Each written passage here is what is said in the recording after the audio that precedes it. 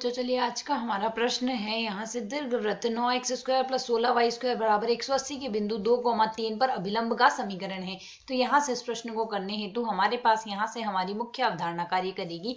मुख्य अवधारणा यहाँ से हम लेके चलेंगे। यदि हमें यहाँ से अभिलंब का समीकरण ज्ञात करना है तो सबसे पहले यहाँ से किसी भी रेखा का जो समीकरण लिखा जाता है वह होता है y - y1 बराबर में m गुणा में x - x1 आएगा। यहाँ से यह रेखा x1 y1, यह रेखा है हमारे पास x1, y1 से होकर गुजरती है तथा यहाँ से यह जो m है यह हमारे पास यहाँ से इस रेखा की प्रवणता होगी। यहाँ से जो भी हम रेखा ले रहे हैं उसकी प्रवणता हमारे पास m होगी। तो यदि अब हम यहाँ से देखें से होकर गुजरती है और यदि दो रेखाएं परस्पर लंबवत हो तो उनकी जो प्रवणताओं का गुणन आता है m1 गुणा m2 बराबर आता है -1 के।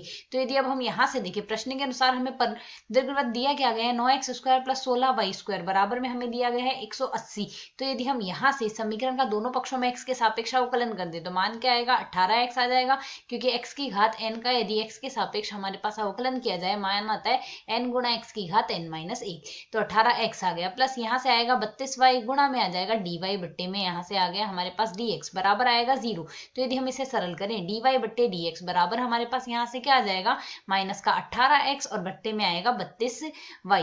इसे यदि हम और सरल कर लेंगे तो मान क्या लिख सकते हैं, पहले हम यहाँ से हमें मान किस बिंदु पर ज्ञात करना है 2,3 पर ज्ञात करना है। अर्थात यदि हमें यहाँ से dy बट्टे dx 2,3 पर ज्ञात करना है तो हम यहाँ से क्या करेंगे x के स्थान पर 2 रखेंगे और y के स्थान पर 3 रखेंगे। तो माइनस का 18 गुणा 2 बट्टे में मान क्या आएगा 32 गुणा 3 के। इसे यदि हम सरल कर ले तो यहाँ से हम 18 से 3 को काट सकते हैं 6 आ जाएगा और हम यहाँ से 2 से 32 को काट सकते हैं 16 आएगा। 16 को हम 6 से काट देंगे यहाँ से 3 बट्टे 8, यहाँ से पर मान क्या आ गया माइनस का 3 बट्टे 8 dy बट्टे dx का मान आ गया। और यह जो अभिलंब है 2,3 से होकर जा रहा है। अब यहाँ से यह जो प्रवणता आई है हमारे पास dy बट्टे dx प्रवणता लिखी जा सकती है।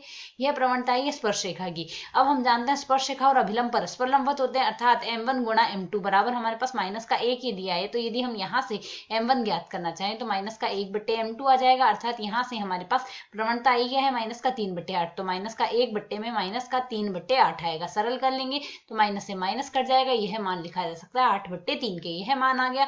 अब यदि हम यहाँ से समीकरण देखेंगे तो अभिलंब का समीकरण हमारे पास क्या आ गया जो 2,3 से होकर जा रहा है, अर्थात y - 3 बराबर में मान क्या आएगा 8 बट्टे 3 गुणा में x - 2 आएगा। इसे यदि हम आगे सरल कर ले तो मान आएगा 3y - 9 बराबर में आ गया 8x - 16 आएगा।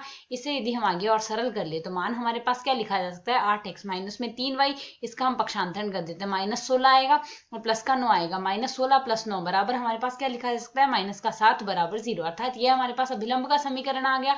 अब यदि हम यहाँ से विकल्पों से तुलना करें तो 8x माइनस में आएगा हमारे पास 3y -7 बराबर 0 आ रहा है। या फिर हम इसे और सरल कर सकते हैं, इसे यदि हम आगे और सरल कर ले तो मान हम क्या लिख सकते हैं 3y माइनस में 8x प्लस में 7 बराबर 0, यह भी हमारे पास समीकरण लिखा जा सकता है। तो यहाँ से हमारा कौन सा विकल्प सही आ गया 3y माइनस में 8x और प्लस में 7 बराबर 0, अर्थात यहाँ से हमारा विकल्प सी एक सही हल है। आशा है समझ आया। धन्यवाद।